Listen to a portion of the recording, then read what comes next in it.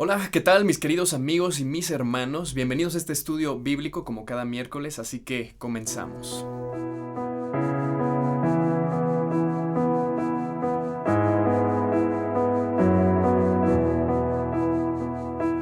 Bien, pues vamos a abrir nuestra Biblia y en el libro de los Hechos vamos hacia el capítulo 27 y vamos a hacer un pequeño recuento. Vemos que Pablo apenas es a César y bueno, él va a ser custodiado para ir hasta Roma. El encadenado ahí lleva también consigo algunos amigos, entre ellos va el escritor de Hechos, que es Lucas, este doctor. Lucas va con ellos, así que se embarca junto con Pablo y bueno, zarpan de Cesarea, ellos se dirigen hacia Sidón. Después de Sidón llegan a Chipre y después van a Mira, que es ciudad de Licia. Ahí ellos se embarcan de nuevo en otra nave más grande, una nave alejandrina que pues va cargada de granos, trigo. Estas generalmente vienen desde África y van rodeando todas estas costas hasta llegar hasta Roma. Era su destino final. Después de ahí pasan a Gnido. Después llegan hasta esta isla de Creta, rodeándola. Pero ven que se empieza a hacer un euroclidón y quieren tomar alguna decisión si quedarse o seguir adelante. Lo que quería hacer, lo que podría ser un viaje de un mes, a lo mucho 2 meses, se convierte en un viaje más largo de 3, 4, hasta 5 meses por el viento que tenían en contra aquí en Creta. Y toman la mala decisión de seguir adelante. Ahí en buenos puertos quieren invernar, pero no se puede por el viento. Toman la decisión de seguir adelante y esto se convierte en una tormenta que dura casi de ahí 2 semanas. Y ahora ellos están rodeando ahí Fenice, que es parte también de Creta. Y pues antes de llegar a Malta, aquí en estas 2 semanas que quedan ahí perdidos y se dejan llevar por estos vientos, esta nave aunque es grande, ahí está. Y ellos tenían miedo, los marinos, de ir hacia la Sirte. Recuerden que estamos hablando de la Sirte Mayor y la Sirte Menor. Tenían miedo de ir a estas zonas porque era conocido por los marineros, porque ahí encallaban las grandes naves por los bancos de arena que había en toda esta zona. Así que tenían miedo de ir hacia allá, pero no sabían hacia dónde ir porque estaba nublado, no podían ver las estrellas, no podían ver la luna o el sol con exactitud, así que en ese momento no sabían hacia dónde ir, simplemente se dejaron llevar. Así que ahí nos quedamos y pues bueno, vamos hacia el versículo, vamos ahí en el capítulo 27, versículo 25. Versículo 25. Y vemos que desde el 22 al 25 vemos cómo Pablo anima a toda esta tripulación, anima a toda la gente que estaba ahí, y ya vimos por ahí un número, era bastante, más de 200 personas dentro de este bote. Y dice ahí el versículo 25, por tanto, oh varones, tengan ánimo, porque yo confío en Dios que será así como se me ha dicho. ¿Qué le dijo Dios? Bueno, de parte de un ángel que va con Pablo, le dice que Dios le ha concedido todas esas personas que iban en el barco, les va a dar vida, aunque iban a perder la nave, pero por lo menos su vida no se iba a perder. ¿Quiénes? De todos los que iban en la nave. Ninguno de ellos va a morir. Así que dice acá Pablo, tengan ánimo porque yo confío en este Dios que me ha prometido esto. Así que avanzamos ahí hacia el versículo 26 y dice así, con todo es necesario que demos alguna isla. Venid a la 14ª noche, y siendo llevados a través del mar Adriático, a la medianoche los marineros sospecharon que estaba cerca de tierra. Antes de pasar esta zona, también recuerden cómo estaba el ambiente en ese momento. Sí, ok, tengan ánimo, pero el ambiente era de incertidumbre. De hecho, ahí el escritor de Hechos, acá más atrás, nos dice en el versículo 20, dice que ya habíamos perdido toda esperanza. O sea, él se incluye. ¿Sí? O sea, un hijo de Dios, Lucas, considerado como un hijo de Dios, una persona cristiana también, dice, ya habíamos perdido toda esperanza. O sea, era tan fuerte aquí el ciclón o la tormenta que prácticamente ellos sentían que esto ya se iba a naufragar, ya iban a perder incluso la vida. Pablo les da ánimo, ellos siguen hacia adelante. Y pues bueno, vamos al versículo 27, dice, venida la 14ª noche. Estamos hablando casi 15 días, casi 2 semanas, se puede decir que 2 semanas. Dice, siendo ya llevados a través del mar Adriático, a la medianoche los marineros sospecharon que estaban cerca de tierra, y echando la sonda, hallaron 20 brazas. Y pasando un poco más adelante, volviendo a echar la sonda, hallaron 15 brazas. Y temiendo dar en escollos, echaron 4 anclas por la popa, y ansiaban que se hiciese de día. O sea, en otras palabras, ellos pensaban que iban a dar o iban a encallar, o estaba cerca a tierra. Ellos ansiaban que ya fuera de día. Todo esto está pasando aquí de noche, no pueden ni dormir, estaban velando porque no sabían hacia dónde iban a ir, y si estaban dormidos, por lo menos los marineros, el capitán, los que estaban por lo menos ahí queriendo dirigir la nave, no podían dormir porque no se veía nada y hacia dónde iban. Era un gran temor que estaba ahí adentro, y en ese momento pues es cuando tú te agarras de lo más fuerte, y en este caso Pablo de Dios, se toma de Dios y él da ánimo a los demás. Y vamos allá al versículo 30, dice: entonces los marineros procuraron huir de la nave, y echando la esquife al mar, dice, aparentaban como que querían largar las anclas de proa. Este versículo nos habla de que el mismo temor de estos marineros, al no poder controlar la nave, decían, bueno, nosotros somos marineros, yo creo que vámonos de aquí, esto no tiene remedio. Dice que ahí que bajaron la esquife. La esquife, recuerden ustedes que es un pequeño bote que tienen estos barcos alejandrinos. Son unos botes donde llevaban a la gente hacia la costa, ya que el barco era muy grande y no podía llegar a la costa. Pero sí bajaban ese barco pequeño donde podían dejar hasta 10 a 15 personas dentro de ese bote hasta la costa. Así que ellos bajaron el esquife, o sea, bajaron este bote y querían huir. Y simplemente hicieron como que bajaban acá otra cosa, o las anclas, o las amarras, ¿no? Como que se estaban haciendo tontos, pero realmente querían huir. Y ahí pues Pablo sí se da cuenta, y fíjense lo que sucede. Dice entonces, los marineros, versículo 30, entonces los marineros procuraron huir de la nave, y echando el esquife al mar, aparentaban como que querían largar las anclas de proa. Pero Pablo dijo al centurión y a los soldados: si estos no permanecen en la nave, vosotros no podéis salvarlos. O sea, ¿qué quiere decir? Dios ya le había confirmado a Pablo que todos los que estaban en esa nave iban a sobrevivir. Sí, pero cuando vemos acá unas personas que, no confiaron en la palabra de Pablo, pues a lo mejor era normal para ellos, unas personas humanas por su mismo miedo y claro, su experiencia porque eran marineros, pues querían salir, ¿no?, de ese bote, y su propio egoísmo los quiere llevar a incluso a huir en ese bote y dejar y abandonar esta nave. Pero ¿qué le dice Pablo? Déjalos. Nosotros no podemos salvarlos, ustedes no los pueden salvar. Dios me ha prometido que los que están en esta nave. ¿Qué quiere decir? Que eso nos recuerda a que cuando personas que a lo mejor se quieren salir de la cobertura de Dios, fíjate, por una persona, o sea, por Pablo, que seguramente estuvo orando, al igual que todos los demás cristianos que había ahí, que estuvieron orando a Dios, yo creo, fervientemente, además de que estaban ayunando, pero esa oración les lleva a mover el corazón de Dios a misericordia, que no solamente iba a preservar la vida de Pablo y sus amigos, sino también de todas las demás personas que estaban en el barco, que eran más de 200 personas dentro de este bote. Eso es algo increíble, cómo poder mover a Dios a misericordia en la oración. Es genial, por eso es que la oración tiene bastante poder. Y es por eso que es una de las disciplinas cristianas o que nos dejó Jesús como gran enseñanza, es la oración, y es por eso que quizá muchas veces nos cuesta trabajo, porque no entendemos ni calculamos el poder de la oración. ¿Cómo es posible que la oración pueda mover a misericordia a Dios y que en esa bendición pueda incluir incluso a inconversos? Eso es genial, eso es la oración.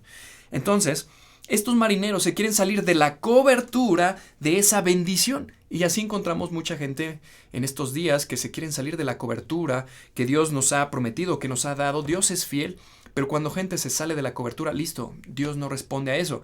Dios dice su palabra, Dios tiene promesas, y cuando alguien no está dentro de eso que Dios promete y que Dios pone ciertas condiciones, Dios no va a cumplir lo demás. ¿Por qué? Porque no está dentro de esas condiciones. Como estos marineros querían huir. Bueno, esas no eran las condiciones que Dios puso.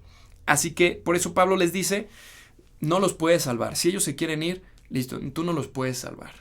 Así que vamos al versículo 32, entonces dice así: entonces los soldados cortaron las amarras del esquife y lo dejaron perderse. Versículo 33 dice: cuando comenzó a amanecer, Pablo exhortaba a todos a que comiesen, diciendo: este es el 14º día que veláis, permanecéis en ayunas y sin comer nada. Versículo 34, por tanto, les ruego que coman por vuestra salud, pues ni aun un cabello de la cabeza de ninguno de vosotros perecerá.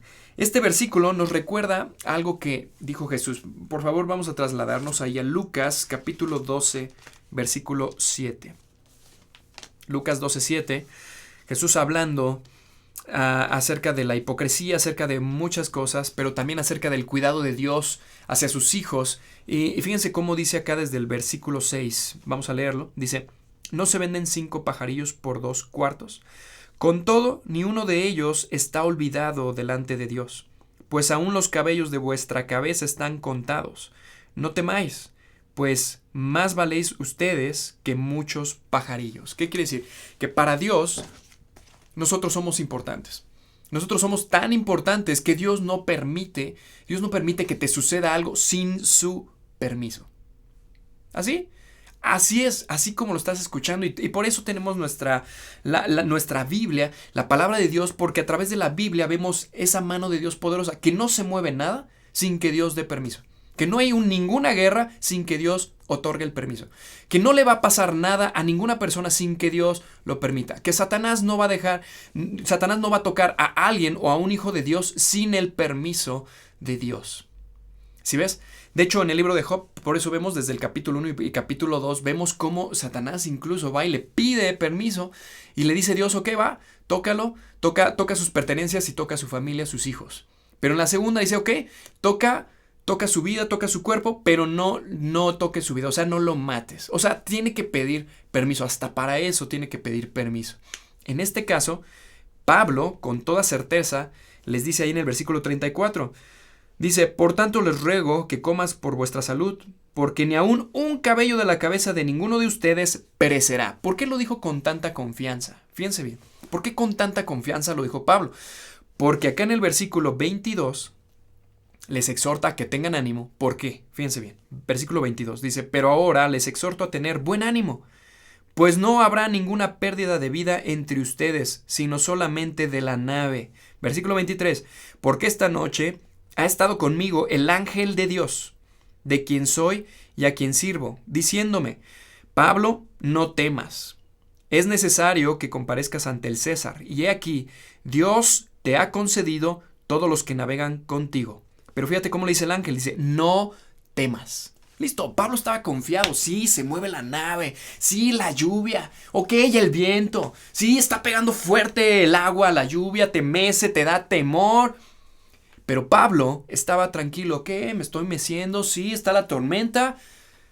Pero esta noche Dios me dijo que iba a conservar mi vida. Esta noche me dijo que todos los que están aquí van a vivir. Pablo estaba confiado. Tan confiado que les dice: hey, tranquilos, o sea, mejor coman porque aún ni un solo cabello se va a mover, ningún solo cabello caerá, ni va a morir. En otras palabras, lo que está diciendo: tengo una confianza tan intensa y tan inmensa en Dios, en lo que me dijo, que listo, estoy tan tranquilo ahorita aquí, tengo paz, fíjate, paz en medio de un ciclón, paz en medio de un huracán, en medio de una tormenta de este vuelo que a punto de perder la vida. Todos sabían, los marineros experimentados tenían temor, ellos sabían que esto estaba perdido, ellos querían huir. Esta situación era difícil, pero cuando Dios te promete, cuando Dios te dice que está ahí en medio, cuando Dios te dice que Él está ahí abrazándote, cuando Dios te dice: hey, yo estoy aquí en medio, no temas, listo, hay una confianza tremenda, hay una confianza increíble que no viene de ti, es Dios, es el Espíritu Santo, que Dios está ahí hablándote, diciendo: ok, estás en la tormenta, estás pasando por esta enfermedad, ok, estás pasando por una mala economía, ok, estás pasando por algo difícil, no temas, yo estoy contigo y no voy a permitir, si no es que alguien viene a pedirme permiso, pero no puedo permitir, yo estoy contigo y tengo todo bajo control. Esa debe ser nuestra confianza, esta confianza que Pablo inspiraba hacia los demás. Decía: wow, ¿no? Increíble. Fíjate, esa confianza lo que va a hacer con estas personas. Dice ahí versículo siguiente, versículo 35, dice: y habiendo dicho esto, tomó el pan y dio gracias a Dios en presencia de todos. Fíjense, lo hace y dio gracias, para saber cómo dio gracias, ¿no? ¿Cómo habrá orado? Que la gente que escuchaba pudo entender que el Dios de Pablo era real. Tan es así que fíjense lo que va a suceder. Dice así: en presencia de todos, y partiéndolo comenzó a comer. Entonces, versículo 36, entonces todos, teniendo mejor ánimo, comieron también. O sea, después de la oración, después de dar gracias, dice que tuvieron mejor ánimo. ¿Qué? Pero si estás en un ciclón, estás en una tormenta, llevas 15 días perdido, sin comer, en ayunas, ¿cómo es posible que haya tranquilidad en medio de esta tormenta? Claro, pero por la confianza de un hombre, por la confianza de un hijo de Dios, puede ser que los demás, que aunque son inconversos, pero la confianza es tal de una persona que emana esa bendición, emana esa fe hacia los demás y eres un impacto. Pablo en este momento es como un candila y es una luz que está brillando. Está brillando hacia los demás y los demás están viendo claridad en sus vidas y por eso es que les da tranquilidad. Y es por eso es que tú y yo somos llamados a hacer luz. En medio de esta crisis, en medio de una crisis económica, en medio de un familiar en enfermedad o en medio de cualquier crisis que podamos pasar donde nos lleve a un estrés que casi nos quiere inundar y matar, aún en medio de eso Dios nos puede dar tranquilidad, paz, y cuando veamos a otros con esa condición y estresados, nosotros podemos ser la diferencia, la luz. Somos llamados a brillar. De hecho, ese es nuestro lema en Lampey, en Iglesia Lampey, Filipenses 2:15, que estamos llamados a eso, donde un mundo está en tinieblas, nosotros los hijos de Dios somos llamados a hacer luz, a tener la paz, pero porque confiamos en ese Dios que nos ha prometido que Él tiene todo bajo control, que Él vendrá, que Él nos rescatará, que Él nos ha salvado, Él ha dado su vida, Él ha dado todo por nosotros. ¿Y nosotros? ¿Confiamos realmente en Él? ¿O en medio de la crisis, pum, te pegas y te vas hacia abajo? ¿Eres de las personas, hijos de Dios, que a la primera, pum, vas hacia abajo? Confía en Dios. Ten fe en Dios. Pablo nos está poniendo el ejemplo. Y Pablo es como tú y como yo. Igual, también él pecaba, claro. También él es mortal, también es mortal. Él no es un Dios, él es mortal. Pero un mortal que ha confiado en ese Dios. Así que vamos a continuar. Vamos hacia el versículo 37. Dice, y éramos todas las personas en la nave, 276. Imagínate, 276 personas, era una nave grande y se la mecía el viento como fuera. O sea, ¿qué quiere decir? Que estamos hablando de una tormenta bastante fuerte. Increíble. Bueno, olas enormes, imagínense. Ok, versículo 38 dice, ya satisfechos, aligeraron la nave y echando el trigo al mar, y cuando se hizo de día, no reconocían la tierra. Pero veían una ensenada que tenía playa en la cual acordaron varar, si pudiese la nave. O sea, hay que ver primero si llega la nave, porque yo creo que ya se estaba dañando de tanto que se mecía. Dice, y cortando pues las anclas, las dejaron en el mar, largando también las amarras del timón, e izada al viento la vela de proa, y afilaron hacia la playa. Pero dando en un lugar de 2 aguas, hicieron encallar la nave. ¿Qué quiere decir? Que ahí había 2 corrientes y esas 2 corrientes, ahí se estaba moviendo mucha agua. No sé si los que han ido quizá a la playa en momentos de lluvia y todo eso, este tipo de cosas puede suceder bastante. 2 corrientes chocan, incluso ahí donde pasa el río y el mar también forma corrientes y es peligroso. Así que justamente ahí se atasca la nave. O sea, todo iba tan bien, ya había amanecido, ya habían visto tierra. Y como que todos iban bien, oh, qué bien, vimos tierra, vamos hacia allá. Y de repente otra vez, ahí va otra vez el estrés. Y justamente así pasa a veces en nuestra vida. A veces ya estamos viendo la luz y ¡pum! Viene la última parte, la prueba final de esto. Y vamos allá al versículo 39 que dice que cuando se hizo de día, no reconocían la tierra, pero veían una ensenada que tenía playa en la cual acordaron varar si pudiese la nave. Versículo 41. Pero dando en un lugar de 2 aguas hicieron encallar la nave y la proa hincada quedó inmóvil. Y la popa se abría con la violencia del mar. ¿Qué quiere decir? Que la parte delantera ahí se encalló, ya no se movía. Pero la parte de atrás se estaba moviendo por el oleaje, el viento, lo que sí. ¿Y qué estaba pasando? Que esa nave se estaba rompiendo y se estaba partiendo. ¿Qué quiere decir? Listo, era momento ya de saltar, pero había gente que a lo mejor estaba encadenada, a lo mejor había gente que no sabía nadar. Entonces, ¿qué sucede? Dice aquí, versículo 42, entonces los soldados acordaron matar a los presos, pero para que ninguno se fugase nadando. Ese versículo 42 dice que querían matar a los presos estos soldados. Recordemos que hay una ley romana hacia los soldados donde ellos se les confía presos y no pueden dejar escapar a nadie, porque si dejaran escapar a alguien, ellos podrían pagar incluso la sentencia o incluso su propia vida. Así que Para ellos era más fácil mejor matarlos por si las dudas. ¿Qué tal si a alguno se le escapaba? Con uno solo tenían para que esa ley fuera ahora sí editada en ellos. Así que dice acá el versículo 43, pero el centurión, queriendo salvar a Pablo, les impidió este intento y mandó que que los que pudiesen nadar se echasen los primeros y después saliesen a tierra. Y los demás parten tablas, parten cosas de la nave, y así aconteció que todos se salvaron saliendo a tierra. ¿Ok? Desde el versículo 43 vemos que este centurión protege a Pablo. Les dice, no maten a ninguno, mucho menos a Pablo. Pablo se había ganado la confianza del centurión. Imagínense, una persona importante que tenía a su cargo 100 soldados. Pablo tenía esa gracia, Dios le había dado esa gracia delante de ellos, delante incluso ya de todas las personas, ya se había ganado la confianza. Recuerden acá que ya tenían esa tranquilidad, y solamente una clase de hombre con esa clase de fe es que puede lograr esto, ¿no? En medio de una crisis como esto, estás a punto de perder la vida, puedes emanar esa tranquilidad hacia los demás y esa confianza, y se gana la confianza de este centurión, lo protege. ¿Y qué sucede? Pues no matan a nadie. Podemos saber, y yo creo que con certeza podemos decir que estos no mataron a nadie, nadie se murió ese día, no pudo haber sido así. Pero bueno, nadie murió ese día, porque en el versículo 44 al final nos dice, y así aconteció, que todos se salvaron saliendo a tierra, todos se salvaron.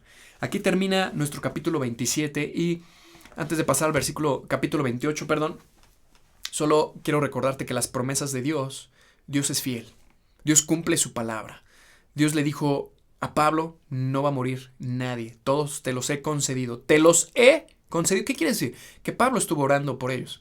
Lo más seguro es que Pablo estuvo orando por ellos, y Dios dice, te he concedido lo que tú me pediste. ¿Cuánto tiempo habrá pasado orando Pablo? Yo creo que todo el viaje. O sea, esto estaba fuerte. Pero Dios, la última noche, ese día, el día 14, Dios le confirma y le dice, todos te los he concedido. Y acá, al final, versículo 44, esta promesa de Dios se hizo factible, se hizo real. Y una vez más, los demás, Pablo, imagínense Lucas, que escribe esto. O sea, toda esta gente queda asombrada. ¿Quién es ese Dios de Pablo? Los demás escucharon a Pablo. ¿Quién es ese Dios? ¿Ustedes creen que por este tipo de cosas, ustedes creen que esta gente no habrá creído en Jesús? Claro que sí. Muchos de ellos habrán creído en Jesús, y aunque la historia no nos dice detalles aquí en Hechos, lo más seguro es que Pablo aprovecha este tipo de situaciones para acercarse con la gente. Más adelante vemos que acá en Malta, porque es la isla donde llegaron, esta gente, los nativos de ahí los reciben y hacen un fuego en medio incluso de la lluvia, y se están calentando ahí. A Pablo una serpiente le brota aquí en la mano, no se muere, no le pasa nada, y ellos dicen, parece que es un Dios, ¿no? Y también es de testimonio para los que están viendo ahí, y vemos cómo la mano de Dios está con Pablo, cómo lo está protegiendo, y cómo es de testimonio, cómo es una luz encendida en medio de la crisis. ¿Qué estamos aprendiendo? Sé que estás aprendiendo mucho, pero algo más que vamos a aprender es la fidelidad de Dios. Dios, aquí en la palabra de Dios, está lleno de promesas, y cada promesa tiene alguna condición. Y entre esas promesas sabemos que Dios es fiel. Yo te hago una pregunta. ¿Cuántas veces has comprobado que Dios es fiel? ¿Sabes por qué estoy aquí sentado? ¿Sabes por qué estoy haciendo este tipo de cosas? Yo no me vi algún día haciendo esto. De hecho, no es ni mi plan, no era ni mi plan. Pero hago esto porque Dios me ha mostrado, no una vez, sino muchas veces, la fidelidad. Dios ha sido fiel conmigo, Dios ha sido fiel con amigos, Dios ha sido fiel con mi familia, Dios ha sido fiel con muchas personas que han confiado, y yo lo he visto y digo, wow, Dios, resulta que tú eres fiel. Ese Dios es real. Hay que seguir a ese Dios. Ese Dios es el verdadero. Ese Dios sí tiene poder y no es de charlatán, no es como otros. Este Dios es real. ¿Quién es ese Dios? Es Jehová de los ejércitos, es el Dios de la gloria, es el Dios del universo, es el Rey de reyes, es Cristo, es Jesús. Ese Dios es fiel. Y te quiero pasar ahí algunos versículos para que puedas entender un poco más sobre su fidelidad y tu fe pueda descansar en este Dios fiel. El primer versículo que vamos a ver está ahí en Números, capítulo 23, si tienes ahí Biblia, si no apúntalo, si no escúchalo, te lo voy a leer. Está en Números 23, versículo 19, dice así. Dice, Dios no es hombre para que mienta, ni hijo de hombre para que se arrepienta. Él dijo, ¿y no hará? Habló, ¿y no lo ejecutará? O sea, Dios no es hombre para que mienta. ¿Qué quiere decir? Que si Él en su palabra, una manera de comprobar que la Biblia es real y que esto realmente es la palabra de Dios, es justamente eso, es probando.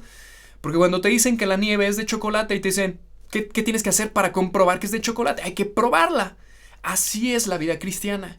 Así es la vida cristiana. Nosotros comprobamos que Dios es fiel y que cumple sus promesas porque echamos mano de esas promesas y hacemos lo que Dios nos está pidiendo. Y Dios es fiel. Lo cumple. Eso ha pasado con Moisés, ha pasado con Abraham. Han sido obedientes y Dios fiel, fiel, fiel, fiel, fiel. Lo vemos a través de toda la Biblia, cómo Dios ha sido fiel. Te pongo un ejemplo. Vamos ahí, por favor, a Deuteronomio 7:9. Deuteronomio, ahí más adelantito. Deuteronomio 7:9. Dice así: Conoce pues que Jehová tu Dios es Dios, Dios fiel, que guarda el pacto y la misericordia a los que le aman y guardan sus mandamientos hasta 1000 generaciones. Aquí hay una condición. Dios es fiel, claro. Dios no miente, pues no miente.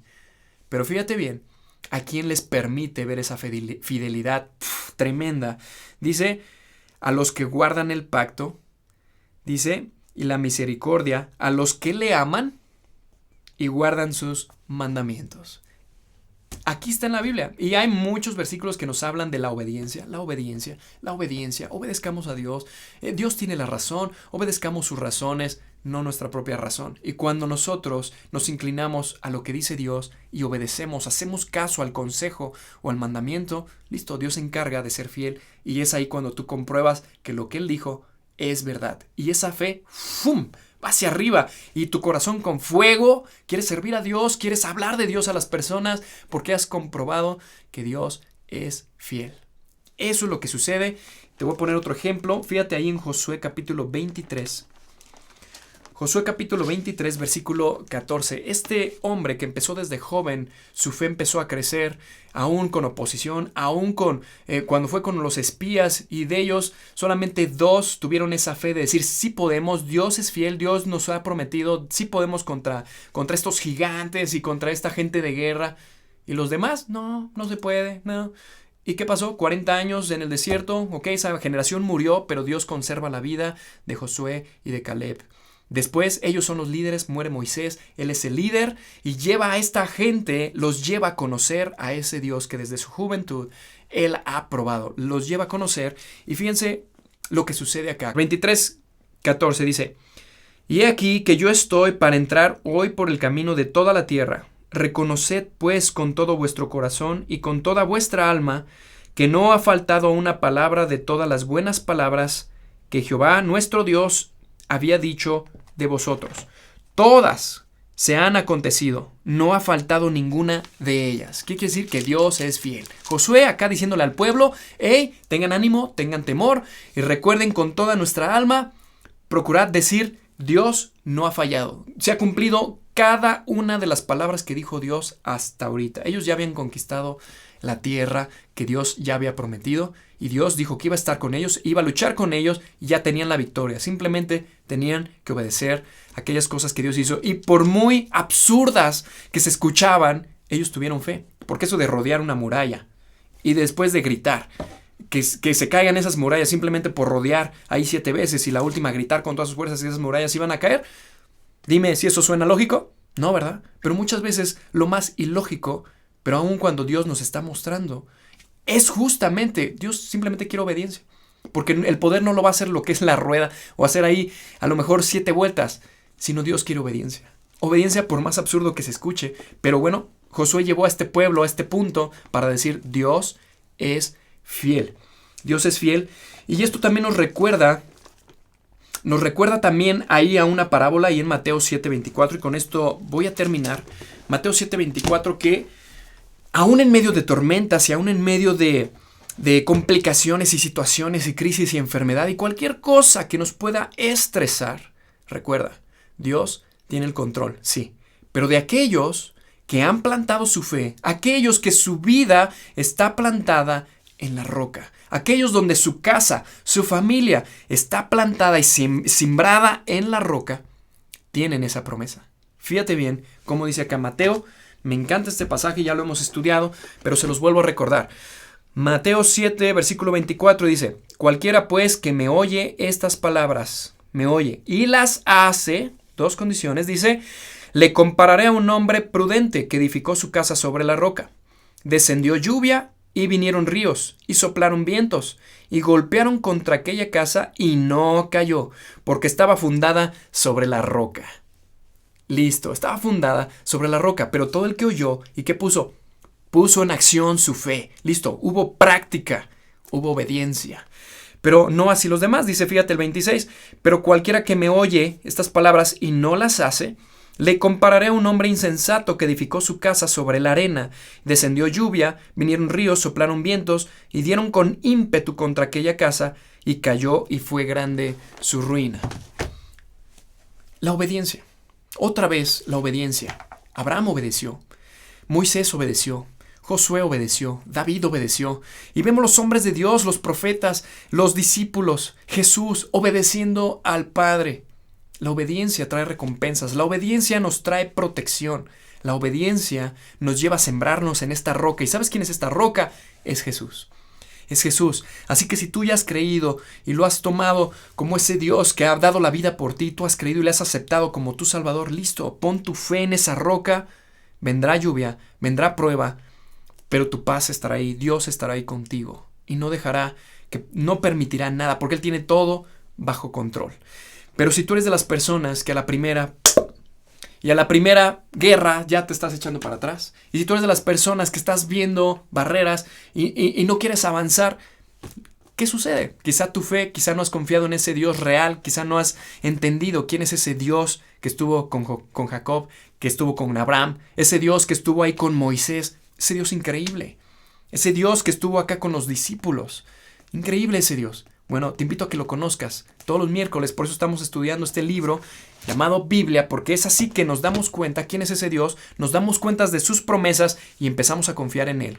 Recuerda, conclusión, Jesús es nuestra roca, y si el día de hoy estás pasando por una tormenta, listo, sujétate de esa roca, confía en Jesús como tu Salvador, porque Él ya dio la vida por ti, tú le perteneces. Tú le perteneces. Así que te invito a orar. Vamos a orar. Señor mi Dios, gracias te doy por este día, Padre. Gracias porque tú eres bueno, misericordioso, Señor. Tú haces misericordia, Señor, cuando oramos, cuando nos humillamos, Señor, ante tus pies, Señor, y bajamos nuestro corazón, Señor, humillado, rogándote, Padre mío, por nuestro país, por esta crisis, Señor, por las personas que en este momento están pasando por enfermedad o han perdido algún ser querido, Señor. Te pido que tú tengas misericordia, Dios, que nos lleve, Señor, a buenos pastos, a buena costa, Señor, y que podamos salir de esta tormenta, Señor, que podamos salir de estos vientos, Dios, y que tú, siendo la roca, Señor, de nuestra vida, Señor, nos afiances, nos mantengas junto a ti, Señor, sabiendo que tú estás en medio de nosotros, Dios. Te pido que tú pongas esa fe que tuvo Pablo en nuestro corazón, Dios, el día de hoy. Y te pido, si hay alguna persona que aquí a lo mejor no ha creído, te pido que tú le salves, Dios, que pueda creer en ti, que se arrepienta, Señor, y que tú le salves. En el nombre de Jesús te lo pedimos. Amén. Familia, nos vemos como cada miércoles, Estudio Bíblico. No te lo pierdas.